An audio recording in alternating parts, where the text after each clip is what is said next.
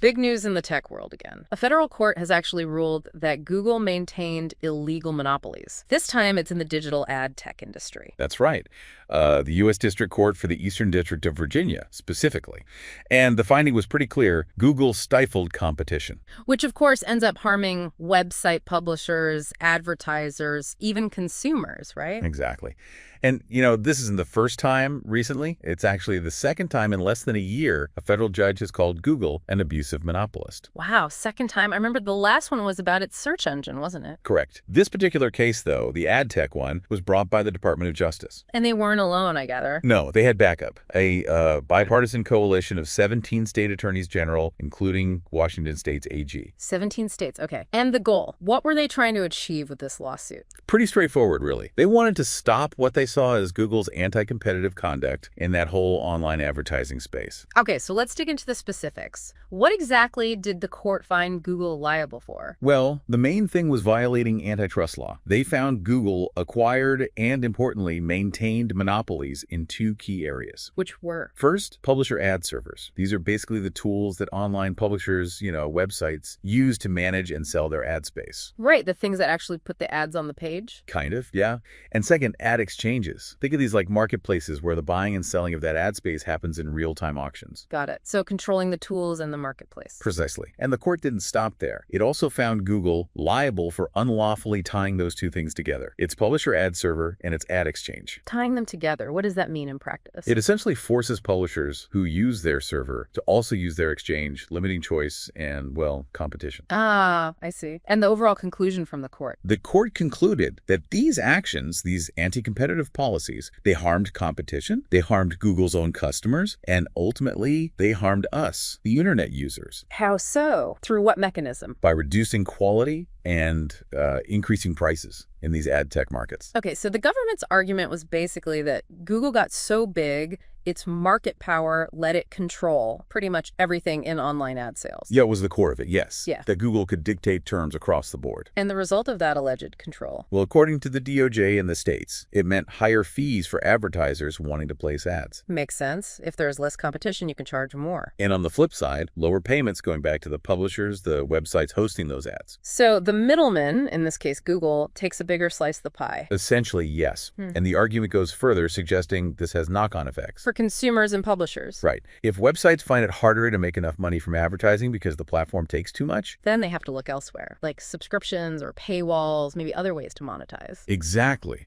which impacts how we access content online. I saw a comment from the Washington State Attorney General, Nick Brown, kind of echoing this. Yes, he basically said Google's unlawful monopoly hurt businesses that depend on online ads, leading to those higher fees and, crucially, fewer options for them. Okay, so that's the government and the court's view, but there's usually another side to these things. What about industry watchers or think tanks? There is. The Competitive Enterprise Institute, or CEI, they've raised some concerns. Concerns about the ruling itself. Yes, their experts are cautioning about the precedent this sets and, maybe more broadly, the potential consequences for consumers and even U.S. competitiveness online. Interesting. How so? Well, Jessica Maludin, she's the director of the Center for Technology and Innovation at CEI.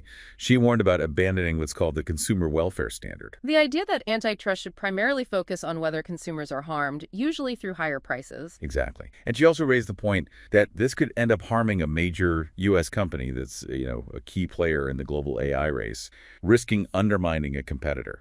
A strategic angle. Any other points from CEI? Yeah, Ryan Young, a senior economist there, he argued that Google doesn't really fit the definition of an illegally maintained monopoly. On what grounds? He pointed to falling online ad prices over the last decade and argued there are actually tons of advertising opportunities out there. It's not like Google is the only game in town. So challenging the core premise that Google actually has this kind of harmful monopoly power. Right. It's a very different interpretation of the market reality. Let's swing back to the Department of Justice. How did they frame this win? Oh, they definitely saw it as a landmark victory. Attorney General Pamela Bondi called it just that, a win in the fight against Google's monopolization of the digital public square. Strong words. Very. She also reaffirmed their commitment to protecting free speech and, well, competitive markets. And was there more from the DOJ leadership? Yes. Assistant Attorney General Abigail Slater weighed in too. She was quite blunt, stating Google is a monopolist that abused its power. And she linked that abuse to other things. She did. She mentioned it leading to censorship and even the destruction of information about its illegal conduct, which is a serious allegation. Wow, okay, so this ruling didn't just come out of nowhere, there was a trial. Yes, a 15-day trial back in September 2024. And the lawsuit itself is older than that. Oh yeah. The DOJ originally filed it in January 2023. What was the core allegation back then? Was it always about these ad servers and exchanges? Pretty much. They alleged Google monopolized key digital advertising technologies, sometimes called the ad tech stack. Through what means? The lawsuit claimed it was over 15 years of acquisitions, buying up potential competitors, and also using anti-competitive auction manipulation, basically rigging the game. To neutralize or eliminate rivals. That was the claim. And now the court seems to have agreed with a large part of it. So what's Google saying now, after this verdict? Well, predictably, they're going to appeal. Hmm. They put out a statement saying they disagree with the decision, particularly the parts about their publisher tools. Do they have a specific defense on that front? Their vice president for regulatory affairs, Leanne Mulholland, she argued that publishers actually have lots of options. And they choose Google because? Because, she claims, Google's tools are simple, they're affordable, and they work well. They're effective. So market forces at work, not monopoly power. That's their counter-narrative. That's the line. Okay. Okay, so the court found them liable. What happens next? Is it just fines or? It's not over yet. There's going to be a second phase of the trial. This phase is specifically to determine the remedies. The remedies, meaning what the court orders Google to do about it. Exactly. What actions need to be taken to fix the anti-competitive situation. And what kind of remedies are on the table? Has the DOJ suggested anything? They have. In the past, the DOJ has pushed for Google to divest, basically sell off at least its Google Ad Manager suite. And that suite includes? Both the publisher ad server and the ad exchange. Mm-hmm. The very things the court found monopolies in. So potentially breaking up that part of the business. It would be huge. A forced divestiture. It would be a major structural change, absolutely. And isn't there another case looming for Google as well? Something in D.C.? Yes, good point. They're facing potential orders, maybe divestiture again, or changes to business practices from a totally separate case in Washington, D.C. What's that one about? That one focuses on the Chrome browser and its dominance in online search. And the trial for that is scheduled for, next week. Wow. So Google's legal teams must be incredibly busy. You could say that. It's coming from multiple angles. Just briefly, what was Google's defense during the ad tech trial? Did they dispute the facts presented? Their defense had a few key parts. One argument was that the case was looking backwards, focusing on a past reality of the ad tech market. Suggesting things have changed. Yes. They also highlighted their efforts to make their systems work with competitors' products, interoperability. Trying to show they weren't actively blocking competition. Right. And they also argued the court kind of ignored significant competition from big players like Amazon and Comcast. And the shift in advertising itself. Exactly. They pointed out how much ad money is now flowing into mobile apps and streaming video, suggesting the open web display market the case focused on isn't the whole picture anymore. It sounds like they tried to argue the market definition was too narrow or outdated. That seems to be a key part of their strategy, yes. We mentioned earlier rulings. There was the Google Play Store case too, right? That also involved monopoly findings? Yes, that one found monopoly practices related to exclusive deals and pre-installing apps,